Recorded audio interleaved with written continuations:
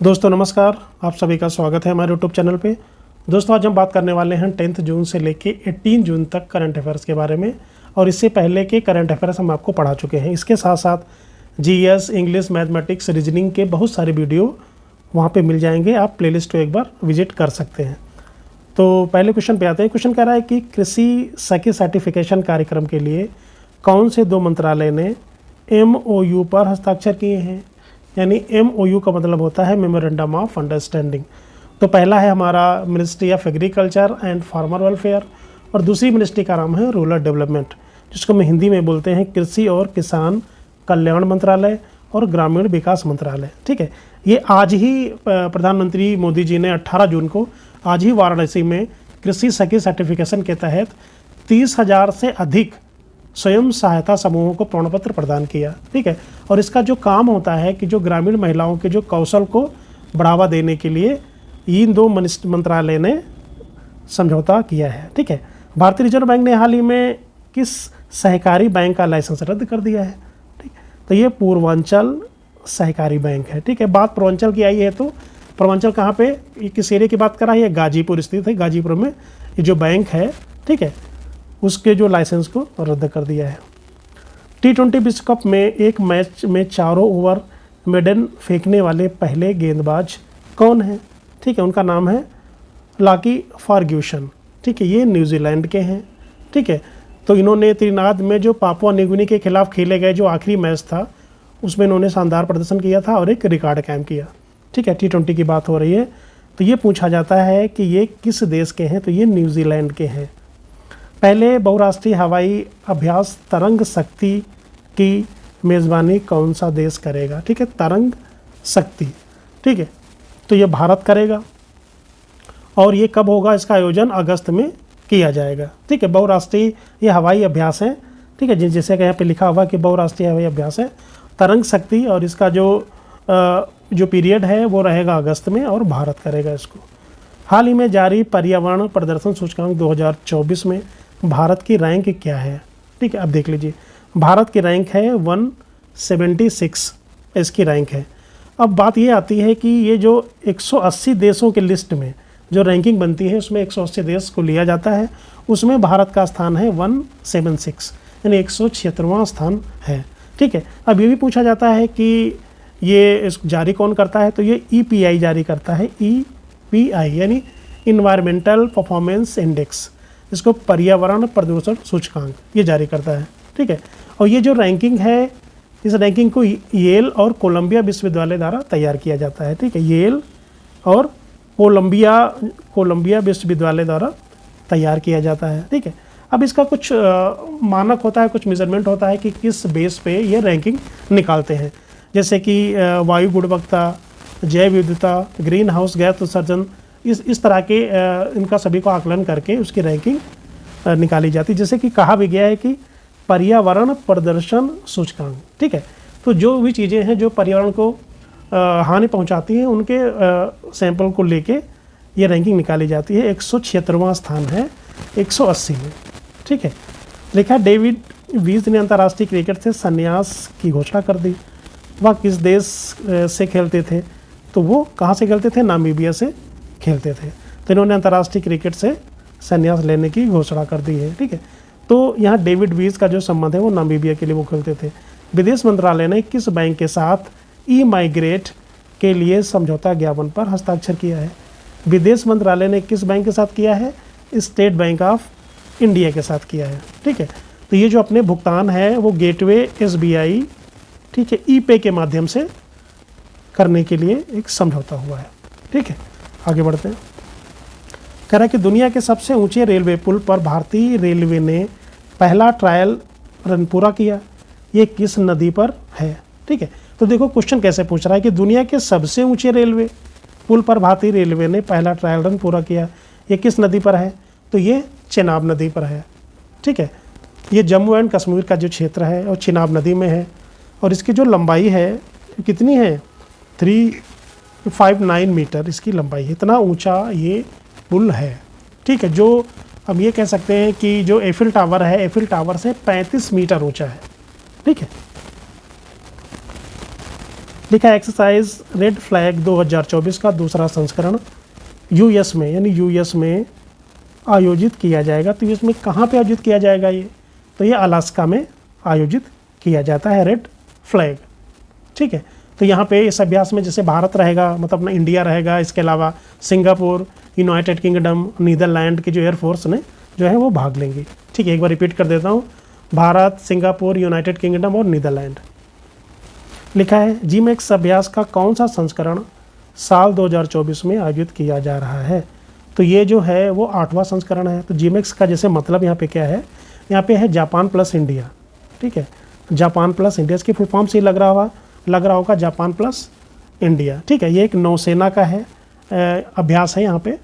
ठीक है, तो ये कौन सा संस्करण है? तो ये 8वां संस्करण है। दक्षिण अफ्रीकी संसद द्वारा दक्षिण अफ्रीका के राष्ट्रपति के रूप में किसे पुनः निर्वाचित किया गया है? ठीक है, तो किसको किया गया है? सिरिल रामाफोसा को निर्वाचित किया गया है। ये इनका दूसरा कार्यकाल है। ठीक है, ये अफ्रीकी राष्ट्रीय कांग्रेस के अध्यक्ष हैं। ठीक है, हाल ही में मध्य प्रदेश के मुख्यमंत्री डॉक्टर मोहन यादव ने किस सेवा का उद्घाटन किया है? ठीक है, तो पीएम श्री पर्यटन हवाई सेवा का उद्घाटन किया है। ठीक है, अब ये जो मुख्यमंत्री हैं डॉक्टर मोहन यादव, इनका 180 दिन का इनका जो कार्यकाल है वो बीत चुका है। इस मौके पर इन्होंने ये स्कीम चलाई है। ठीक है, गांधी सागर वन्य जीव अभयारण्य हाल ही में चर्चा में रहा, ये किस राज्य में है? तो जो गांधी सागर है ये कहाँ पे है? ये मध्य प्रदेश में है। ठीक है, वन्य जीव अभयारण्य में। ठीक, यहाँ पे चीताओं को रखने की तैयारी की जा रही है। ठीक है, इससे पहले जो कुनो राष्ट्रीय उद्यान है वहाँ पे सबसे पहले जो चीता है उसका घर बनाया गया था। ठीक है, और ये जो गांधी सागर वन्य जीव अभयारण्य को 1974 में अधिसूचित किया गया था। ठीक है, ये कहाँ पे है? जो राजस्थान की सीमा पर स्थित है। आगे बढ़ते हैं। बिनसर वन्य जीव अभयारण्य में जंगल की आग को नियंत्रित करने के लिए M117 हेलीकॉप्टर्स किसने तैनात किए थे? तो भारतीय वायुसेना ने तैनात किए थे। ठीक है, भारतीय वायुसेना ने। तो बिनसर वन्य जीव अभयारण्य, अब ये भी पूछा जाता है कि ये कहाँ की बात है?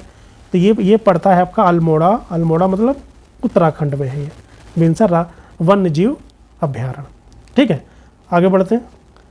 क्वेश्चन कह रहा है कि अजित डोभाल किस पद पर सबसे लंबे समय तक सेवा देने वाले व्यक्ति बन गए हैं? तो ये राष्ट्रीय सुरक्षा सलाहकार हैं। ठीक है, ये और ये तीसरे कार्यकाल के लिए, ठीक है, ये सलाहकार के रूप में नियुक्त किए गए हैं। ठीक है, हाल ही में दोबारा प्रधानमंत्री नरेंद्र मोदी का प्रधान सचिव किसे नियुक्त किया गया है? तो डॉक्टर प्रमोद मिश्रा को। ठीक है, ये भी इंपॉर्टेंट क्वेश्चन है। ये पूर्व IAS ऑफिसर हैं, को दोबारा प्रधानमंत्री मोदी का प्रधान सचिव नियुक्त किया गया है। ठीक, नाम याद रखना, doctor Pramod Kumar Mishra. Dedicated front corridor corporation of India limited के अगले MD के रूप में किसे नियुक्त किया गया है? तो प्रवीण कुमार को नियुक्त किया गया है।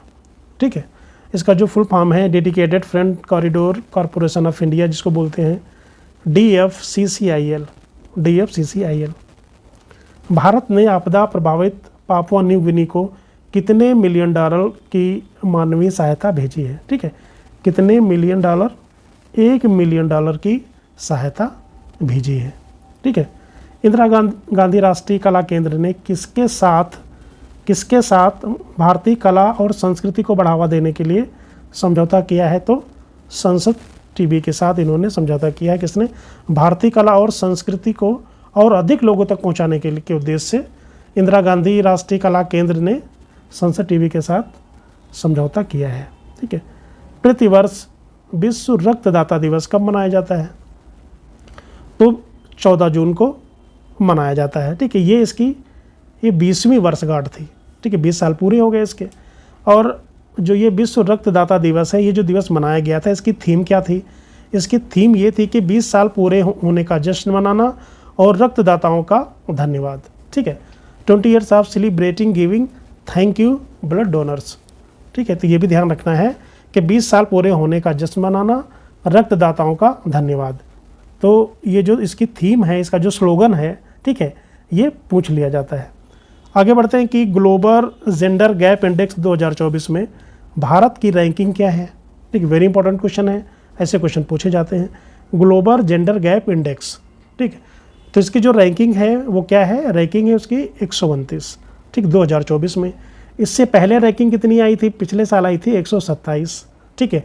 तो 2 पायदान वो नीचे फिसल गया। अब ग्लोबल जेंडर गैप इंडेक्स है वो जारी कौन करता है, विश्व आर्थिक मंच यानी WEF द्वारा ये जारी किया जाता है, ठीक है। अब इसमें पूछा जाता है कि बेस की फर्स्ट पोजीशन किसकी है, तो फर्स्ट पोजीशन पे आइसलैंड है जो पिछले साल भी नंबर 1 पे था, ठीक है। इंडिया 129 नंबर पे है। अगर हम पड़ोसी देश की बात करें बांग्लादेश, तो जो बांग्लादेश है वो 99 नंबर पर है, नेपाल 111 नंबर पर है, श्रीलंका 125 नंबर पे है और भूटान 124 नंबर पर है, ठीक है। और पाकिस्तान 145वें नंबर पे है, ठीक। आगे बढ़ते हैं।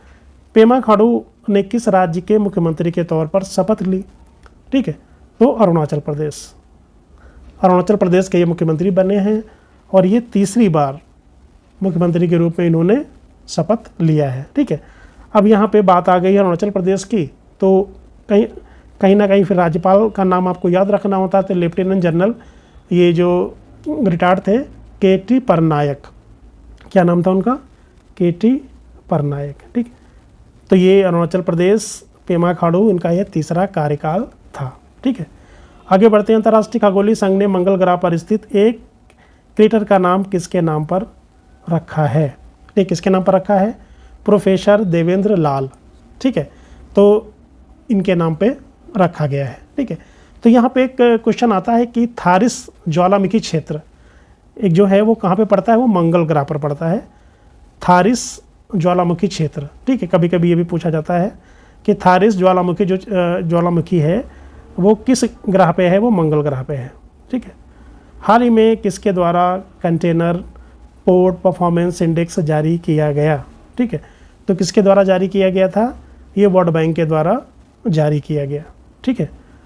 नासा भारत के किस IIT के साथ मिलकर मल्टी ड्रग प्रतिरोधी रोगजनकों पर शोध कर रहे हैं, ठीक है। नासा ने किसके साथ, IIT मद्रास के साथ मिलके ये कर रहे हैं, ठीक है, शोध कर रहे हैं। G7 शिखर सम्मेलन का आयोजन कहाँ किया जा रहा है, ठीक है। इंपॉर्टेंट क्वेश्चन है, जो रैंकिंग के क्वेश्चन हैं, ठीक है, और ये जैसे जो सम्मेलन हो रहे हैं ये सब इंपॉर्टेंट है, ये एग्जाम में पूछे जा सकते हैं। तो G7 शिखर सम्मेलन का आयोजित किया जा रहा है, इटली में आयोजित किया जा रहा है, ठीक है। आपको पता है कि जैसे G7 क्या है, एक अंतर सरकारी राजनीतिक और आर्थिक मंच है, ठीक है। अब G7 में कौन कौन से कंट्री आते हैं, जैसे आपका फ्रांस आता है, ठीक है, इटली आता है, जापान आता है, यूनाइटेड किंगडम आता है और USA आता है, ठीक। France, Germany, Italy, Japan, United kingdom और संयुक्त राज्य अमेरिका आता है, ठीक है। तो ये हो गया हमारा G7। लेकिन बीच में फिर इसकी जो स्थापना है G7 की भी हुई थी 1975 में। फिर G8 कब बना था, फिर बाद में तो G8 बन गया था 1990 में। तो G8 में कौन ऐड हुआ था, रसिया ऐड हो गया था, ठीक है। जब रसिया आ गया तो ये G8 हो गया। लेकिन 2014 में रसिया को हटा दिया गया। जब रसिया ने क्रीमिया पर जब कब्जा कर लिया था तो रसिया को यहाँ से हटा दिया गया, ठीक है। तो फिर आपका हो गया G7, ठीक, यानी रसिया को निलंबित कर दिया गया था, अब फिर हो गया G7। और G7 का जो आयोजन है वो इटली में किया जा रहा है, नोट डाउन कर सकते हैं आप। और आगे बढ़ते हैं कि भारतीय नौसेना के अगले प्रमुख के रूप में किसे नामित किया गया है, तो उपेंद्र द्विवेदी को नामित किया गया है। इन्होंने जनरल मनोज सी पांडे का जो है उनसे इन्होंने पदभार ग्रहण किया है।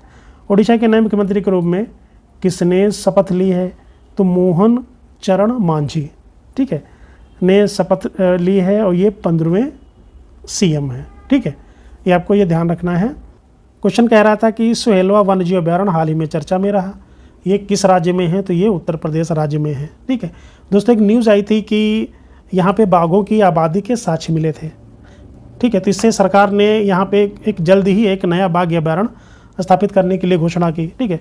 लेकिन अगर हम सोहेलवा वन्यजीव अभयारण्य की बात करें तो ये उत्तर प्रदेश के श्रावस्ती, बलरामपुर, गोंडा जिलों में ये इसकी जो रेंज है वो यहाँ पे स्थित है। 3 डिस्ट्रिक्ट में आता है, श्रावस्ती, बलरामपुर और गोंडा, ठीक है।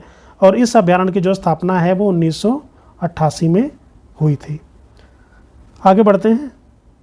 क्वेश्चन कह रहा है कि FIH हॉकी पुरुष जूनियर विश्व कप 2025 का आयोजन किस देश में किया जाएगा, यानी FIH इसका आयोजन कहाँ पे किया जाएगा, भारत में किया जाएगा, ठीक है। इसमें 24 टीमें हिस्सा लेंगी। इसका आयोजन 2025 में तो किया जाएगा। और हॉकी इंडिया के अध्यक्ष कौन है, डॉक्टर दिलीप टर्की। आगे बढ़ते हैं। कार्लोस अल्कराज किस देश के खिलाड़ी हैं जिन्होंने फ्रेंच ओपन 2024 का टाइटल जीता है? ठीक है, तो ये स्पेन के हैं। इन्होंने किसको हराया है? अलेक्जेंडर जेवेरेव को इन्होंने हराया है। किसको हराया है? अलेक्जेंडर जेवेरेव को इन्होंने हराया है। और अलेक्जेंडर जेवेरेव कहाँ से रिलेटेड है? ये जर्मनी के हैं, ये जर्मनी के हैं। और कार्लोस अल्कराज ये स्पेन के हैं। ठीक है, आगे बढ़ते हैं। आंध्र प्रदेश के नए मुख्यमंत्री के रूप में किसने शपथ ली? तो चंद्रबाबू नायडू ने शपथ ली है। ठीक है, तो इनकी जो पार्टी का नाम है उनका नाम है TDP। ठीक है, ये अपने चौथे कार्यकाल के लिए इन्होंने शपथ ली है। ठीक, आगे बढ़ते हैं। नरेंद्र मोदी ने लगातार तीसरी बार भारत के PM पद की शपथ ली। वह किस लोकसभा क्षेत्र से जीते हैं? ठीक है, वो वाराणसी लोकसभा क्षेत्र से जीते हैं। ठीक है, ये इनका तीसरा कार्यकाल है और ये प्रधानमंत्री पंडित नेहरू के बाद, ठीक है, ये दूसरे प्रधानमंत्री हैं जिनका ये तीसरा कार्यकाल है। प्रेम सिंह तमांग ने हाल ही में किस राज्य में मुख्यमंत्री के तौर पर शपथ लिया है? ठीक है, प्रेम सिंह तमांग, तो ये सिक्किम के मुख्यमंत्री के तौर पे इन्होंने शपथ लिया है। और इन्होंने वहाँ पे एक जो पलजोर स्टेडियम है गंगटोक में, वहाँ पे शपथ लिया है। तो क्वेश्चन पूछ लिया जाता है कि जो पलजोर स्टेडियम कहाँ पे स्थित है, किस राज्य में स्थित है? तो सिक्किम में है और गंगटोक वो उसकी जो राजधानी है। ठीक है, अब यहाँ पे अगर बात करें कि यहाँ के गवर्नर कौन है, किसने प्रेम सिंह तमांग को शपथ दिलाई, तो लक्ष्मण प्रसाद आचार्य इनका नाम आता है। ठीक है, फ्रेंच ओपन 2024 का महिला खिताब जीतने वाली ईगा स्विटेक किस देश की खिलाड़ी हैं? ठीक, अभी फ्रेंच में पुरुष की बात आई थी, पुरुष एकल की, तो महिला की नाम आ गई। ठीक है, तो ये पोलैंड की रहने वाली हैं। इन्होंने जैस्मीन पाओलिनी को इन्होंने हराया है। किसको हराया है? जैस्मीन पाओलिनी को हराया है। उनका नाम है जैस्मीन पाओलिनी को इन्होंने हराया है। और जैस्मीन पाओलिनी कहाँ की हैं? वो इटली की रहने वाली हैं। ठीक है, ये ध्यान रखना आपको। UN ने हाल ही में बच्चों के खिलाफ अपराध करने वाले अपराधी की वैश्विक सूची में किस देश को जोड़ा है? तो किसको जोड़ा है? इन्होंने इजराइल को जोड़ा है। ठीक है, ये इंपॉर्टेंट क्वेश्चन है। इजराइल को अपराध करने वाले अपराधियों की वैश्विक सूची में इजराइल को जोड़ा है। तो दोस्तों, आशा करता हूँ कि वीडियो आपको अच्छा लगा होगा। प्लीज़ लाइक, शेयर और सब्सक्राइब जरूर करें। Thank you very much.